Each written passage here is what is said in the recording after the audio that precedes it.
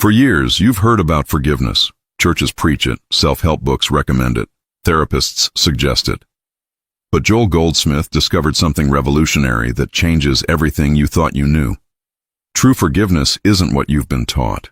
It's not about forcing yourself to accept the unacceptable or pretending hurt never happened.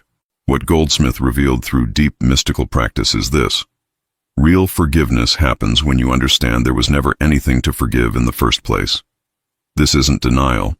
This is seeing through the illusion of separation to the truth of spiritual reality. When you grasp this, physical healing begins, relationships transform, and your entire life shifts. The secret lies in recognizing that what appeared as harm was simply human consciousness operating in ignorance of its divine nature. Every person who ever hurt you was acting from a limited state of awareness, not from their true spiritual self. This understanding doesn't excuse behavior, it transcends it entirely. Jesus taught forgiveness from a dimension most people never reach. He didn't say forgive because it's morally right or because you should be nice. He taught forgiveness because he saw reality as it truly is, beyond the material appearance. When he said forgive 70 times 7, he meant keep returning to spiritual truth until you see only God's presence. Goldsmith spent decades penetrating this mystery. He discovered that unforgiveness keeps you bound to the past, not through guilt, but through continuing to give reality to an illusion. Every time you rehearse your grievance, you breathe life into something that has no power except what you give it.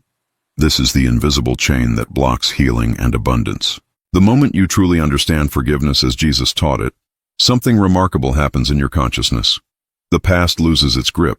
The person who hurt you is suddenly seen in an entirely different light, not as your enemy, but as another expression of divine life struggling through human limitation. Most people practice what Goldsmith called personal sense forgiveness. This is where you, as a person, try to forgive another person for their actions. This keeps the entire drama alive. You remain the victim, they remain the villain, and forgiveness becomes a heroic struggle. But this isn't the forgiveness that heals. True forgiveness happens when you rise above personal sense entirely. You stop seeing yourself as a vulnerable human body that can be harmed. You stop seeing others as separate powers that can hurt you. Instead, you recognize one infinite consciousness expressing itself through infinite forms. From this altitude, what is there to forgive? This is not spiritual bypassing or avoiding real pain. This is entering the consciousness where pain dissolves because you see its unreality. Goldsmith proved this through countless healings. Physical conditions that doctors called permanent disappeared when the patient stopped holding grievances and entered the consciousness of divine oneness. Here's the practice that changes everything. When someone hurts you or when past pain surfaces, pause. Don't try to forgive them. Instead, turn within and recognize this truth. God is the only power, the only presence, the only reality. Nothing opposed to God's nature can have real existence. Whatever appeared as harm was appearance only, not reality. Then take the second step. Recognize that the person before you, regardless of their actions, is spiritual being having a human experience. They are not their behavior. They are not their unconscious choices. At their core, they are the same divine consciousness you are. When you see this, forgiveness isn't something you do. It's something that happens naturally. Practice this daily, especially with small irritations. Don't wait for major trauma. Train your consciousness to immediately return to spiritual truth whenever anything disturbs your peace. Over weeks and months, this becomes automatic. Your consciousness transforms, and with it, your entire experience of life transforms. Let me share what happened to Margaret, a woman who attended Goldsmith's classes in the 1950s. She carried a devastating burden. Her sister had betrayed her in a business venture, costing Margaret her life savings and nearly destroying her marriage. For 3 years, Margaret tried every form of forgiveness she knew. She prayed, she went to therapy, she even confronted her sister. Nothing released the pain. The resentment was eating her alive, manifesting as chronic digestive problems and insomnia. Then she heard Goldsmith explain true forgiveness.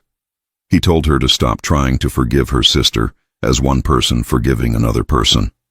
Instead, recognize that in spiritual reality, there is no sister separate from God, no betrayal separate from divine harmony. Margaret practiced this for 6 weeks. Every time anger rose, she didn't fight it or feel guilty about it. She simply returned to the truth. God is the only presence. Gradually, something shifted. The anger didn't just diminish, it transformed into understanding. She saw her sister's actions came from fear and ignorance, not evil. More remarkably, her digestive issues resolved completely. Within 3 months, Margaret reported a miracle. Not only was she free from resentment, but her sister reached out with a genuine apology and partial repayment. Goldsmith explained this wasn't coincidence. When you stop holding someone in the consciousness of wrongdoer, you release them to find their own spiritual truth. Then there was David, a war veteran who came to Goldsmith's practice carrying wounds deeper than his physical injuries. He had witnessed difficult situations that haunted him daily. Traditional therapy helped him function, but the nightmares persisted. The anger at what he'd seen felt justified, righteous even. How could he forgive what seemed unforgivable? Goldsmith didn't tell him to forgive the actions. He taught him something more profound, to see beyond the human scene entirely. In God's universe, there is no war, no cruelty, no evil. These exist only in the dream of material sense, the collective hallucination of separation from divine love. David's healing wouldn't come from forgiving evil, but from awakening to reality. For months, David practiced meditation on one truth. Only God's kingdom is real. The battlefield existed in time and space, but time and space are not ultimate reality. Consciousness is. As his consciousness shifted from human horror to divine presence, the nightmares began losing their power. Not because he forgot, but because he was seeing from a higher dimension.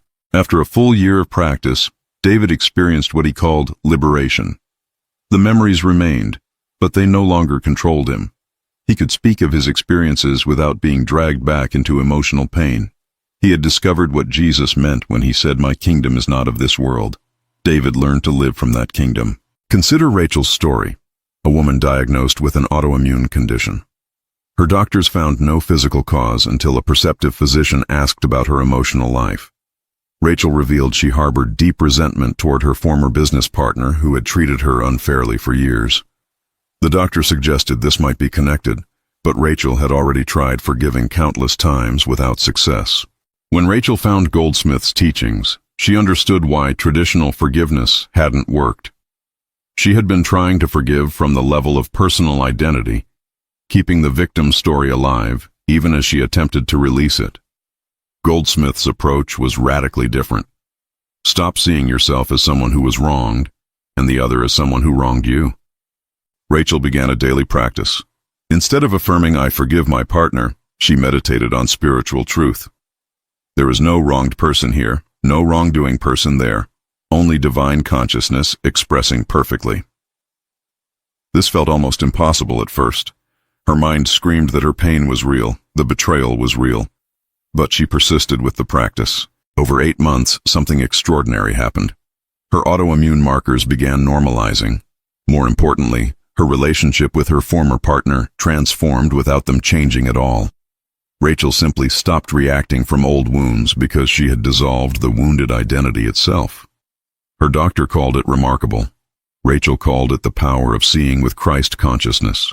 Here's what medical science is beginning to confirm about what Goldsmith taught decades ago. Unforgiveness creates measurable stress in your body. It elevates cortisol, weakens immune function, and creates chronic inflammation. But here's the deeper truth. This isn't just psychological, it's spiritual. When you hold grievances, you're choosing to live in separation consciousness rather than unity consciousness. Every major spiritual tradition points to this truth, but Goldsmith made it practical and accessible. He showed that forgiveness isn't a moral commandment you struggle to obey. It's a description of what happens when you see reality clearly. In the light of divine truth, grievances simply cannot exist, because the separate powers you thought could harm you are revealed as illusion. The transformation doesn't require years of therapy or superhuman willpower. It requires a shift in perception, a willingness to see beyond material appearances to spiritual reality. When you practice this consistently, your entire energy changes. People notice you're different before you tell them anything. Your health improves, opportunities appear, Relationships heal seemingly on their own. If these transformation stories inspire you to explore Joel Goldsmith's teachings deeper, like this video to help others discover true forgiveness, subscribe for more mystical Christianity wisdom, and comment. Which story resonated most powerfully with your own healing journey? Beyond the primary practice of seeing through material sense to spiritual reality, Goldsmith taught complementary techniques that accelerate your transformation. The first is what he called spiritual listening. This isn't ordinary meditation where you try to empty your mind or visualize outcomes. This is resting in receptivity to divine wisdom, allowing truth to reveal itself to you. When you're struggling to release a grievance, spend 10 minutes in silent listening. Don't ask for help forgiving. Don't rehearse your hurt. Simply rest in the awareness that infinite intelligence is present right where you are. In this receptive state, insights come that your personal mind could never generate. You suddenly understand the other person's perspective, or you see how the situation served your growth. The second technique is what Goldsmith called treatment through recognition of presence. Throughout your day, pause frequently to recognize, God is here, right where this difficulty appears to be. Not God will fix this situation, but God is the only reality here now. This shifts you out of problem consciousness into presence consciousness. Practice this especially when someone triggers you. Your colleague makes a cutting remark, your partner disappoints you, your neighbor acts inconsiderately. Before reacting, take 3 seconds to recognize, divine love is present here, even though I'm not yet seeing it clearly. This tiny pause prevents you from adding more resentment to your consciousness. The third complementary practice is daily meditation on spiritual identity. Goldsmith emphasized that you cannot truly forgive while you still believe you're a vulnerable material being who can be genuinely harmed. Every morning, spend 5 minutes establishing your true identity. You are not a body with a soul. You are spiritual consciousness expressing through a body. Affirm these truths, not as wishful thinking, but as recognition of what is always true. I am divine life, lived by God. I am spiritual wisdom, guided from within.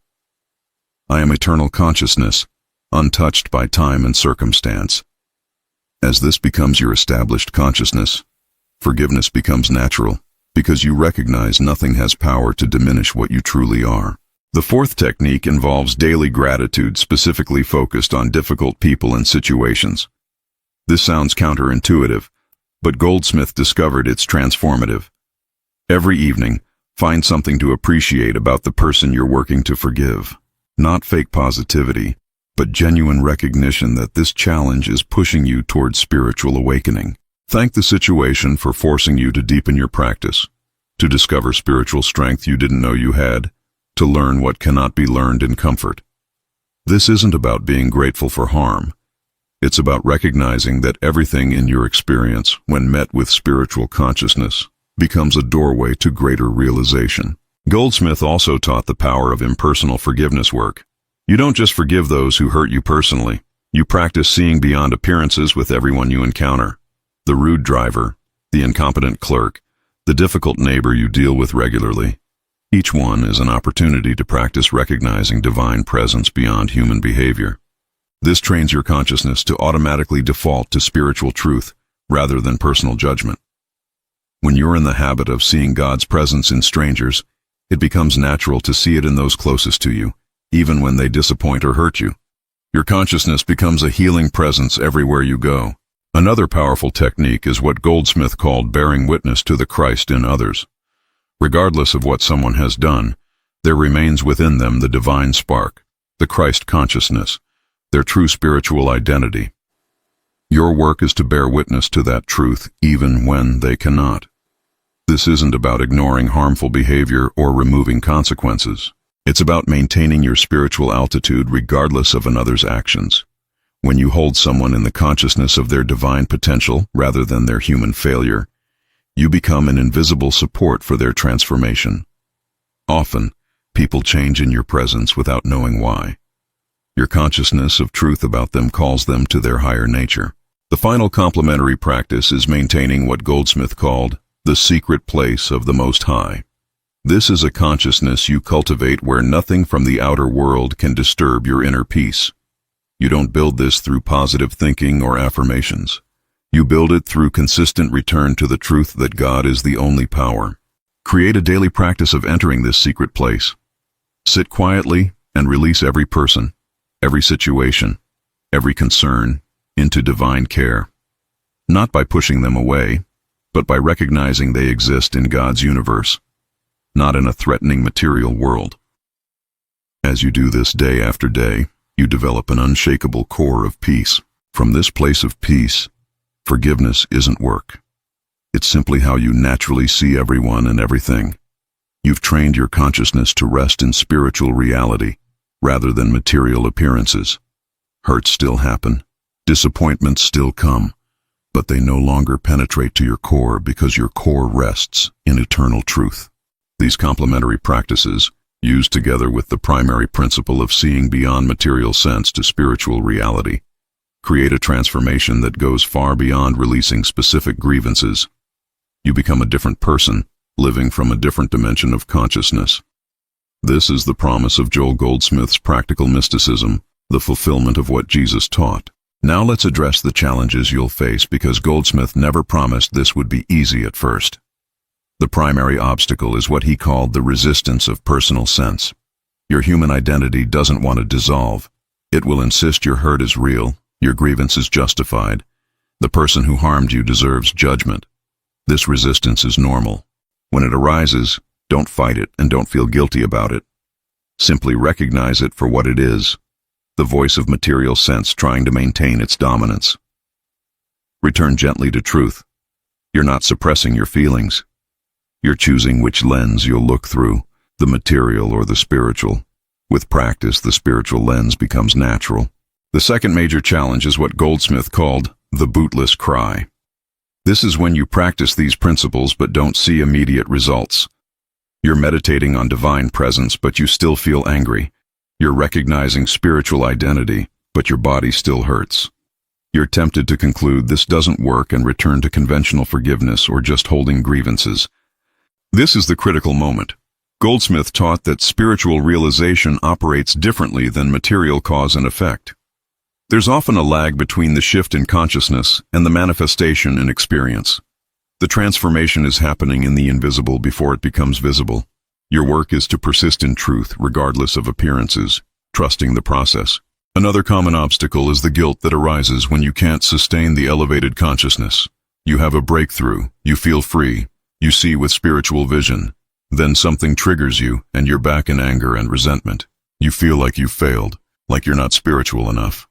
Goldsmith addressed this directly. You're not trying to be perfect, you're learning a new way of seeing. Think of it like learning a language. You don't expect to speak fluently after a few lessons. You practice, you make mistakes, you practice more. Gradually, the new language becomes natural.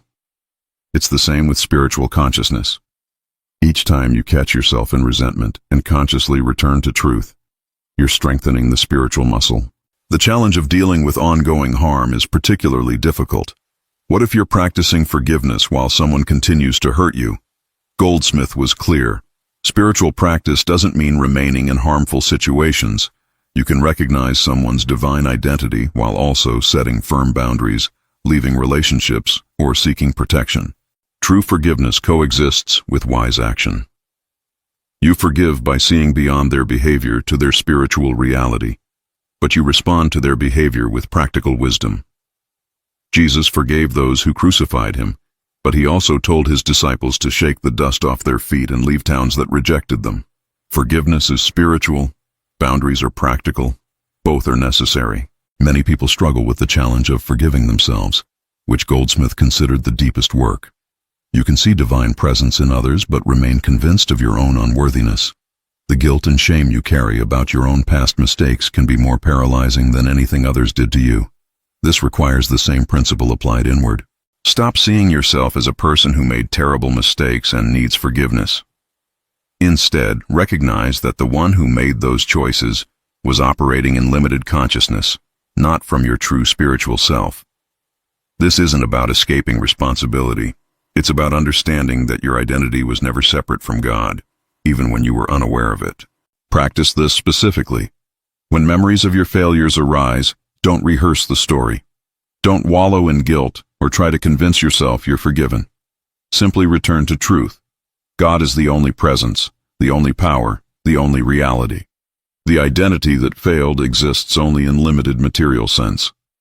Your true self, spiritual and eternal, never sinned because it never left divine perfection. This feels impossible at first because self-condemnation runs so deep. But persist. Every time shame surfaces, use it as a signal to return to spiritual identity. Over time, months, or even years, the burden lifts.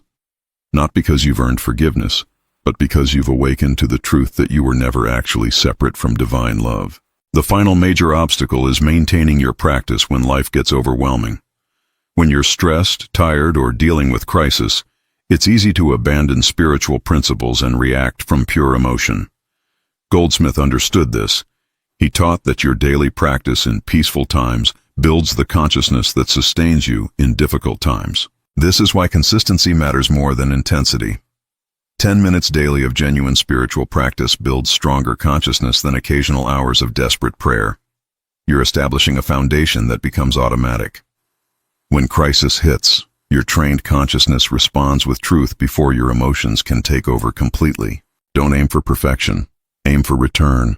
You'll forget, you'll react, you'll fall back into old patterns. The victory is in how quickly you recognize it and return to spiritual truth. Each return strengthens the pathway. Eventually, the return happens almost instantaneously. You feel anger rising and immediately remember, this is material sense, not spiritual reality. One practical tip for overcoming all these obstacles. Find community with others practicing these principles. Goldsmith students formed study groups where they supported each other through challenges. When your practice wavers, another's strength lifts you. When someone else struggles, your practice supports them. This is how spiritual consciousness multiplies and strengthens. If these obstacle-breaking insights empower you to persist in your spiritual practice, like this video to support transformative content, subscribe for advanced Joel Goldsmith teachings, and comment, which challenge resonates most with your current journey? Now let's explore advanced integration of these principles into specific life situations, starting with family dynamics. Sarah had been practicing Goldsmith's forgiveness work for over a year with remarkable results in most areas of her life. But every family gathering triggered old wounds with her father. Despite her practice, she still felt criticized and dismissed in his presence. Goldsmith would say this is where the rubber meets the road.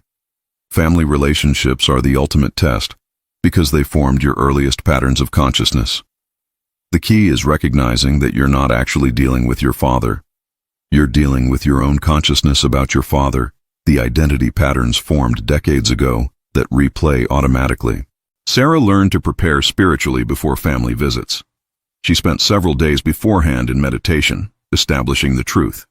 Her father is a spiritual being, expressing perfectly even when humanly he appears critical. More importantly, she is not the person he thinks she is, or even the person she thinks she is in his presence. She is divine consciousness itself. The breakthrough came when Sarah stopped trying to change her father, or even change her reaction to him. Instead, she rested in knowing that the whole drama existed in material sense only. In spiritual reality, there was only perfect divine relationship. She maintained this consciousness silently throughout visits.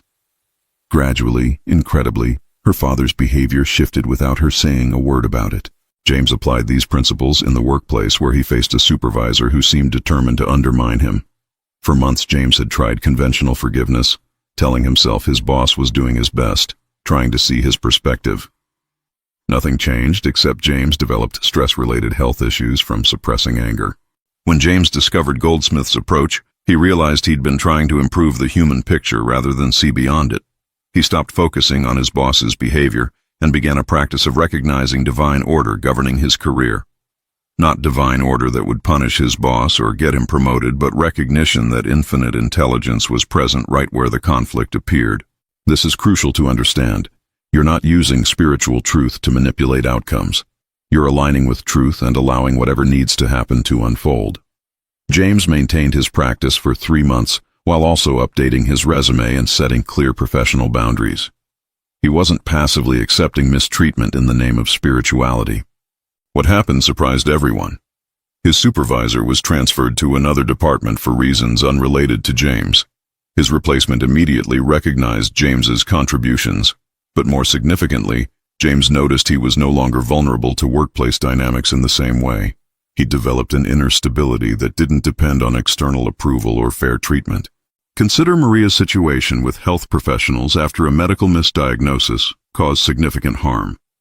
She had legitimate grounds for disappointment and concern, but her attorney noticed the ongoing stress was affecting her physically and emotionally, undermining her well-being. Traditional stress management techniques barely helped. Then Maria found Goldsmith's work through a friend. The challenge was enormous. How do you practice forgiveness while simultaneously pursuing accountability? Goldsmith's answer: forgiveness is a state of consciousness, not a course of action. Maria could recognize her doctor's spiritual identity while still addressing professional concerns. These operate on different planes entirely. Maria practiced a specific technique. Before meetings with attorneys or thinking about her case, she spent 10 minutes in what Goldsmith called treatment. She recognized that only divine intelligence actually governed health, and that material medicine, while useful, had no ultimate power. This wasn't denial of what happened. It was placing it in proper perspective. The result was remarkable. Maria proceeded with her case, but without the consuming frustration that had been draining her. She could discuss medical details calmly, make clear decisions, and when she ultimately reached a fair resolution, she felt relief rather than vindication. The situation was addressed properly, but Maria was free from the emotional burden because she'd maintained her spiritual altitude throughout. Then there's the advanced practice of what Goldsmith called redeeming the past. Thomas carried difficult memories from his college years when a trusted mentor had betrayed his confidence, damaging his academic reputation. Years of counseling helped him move forward, but certain triggers still sent him into emotional turmoil.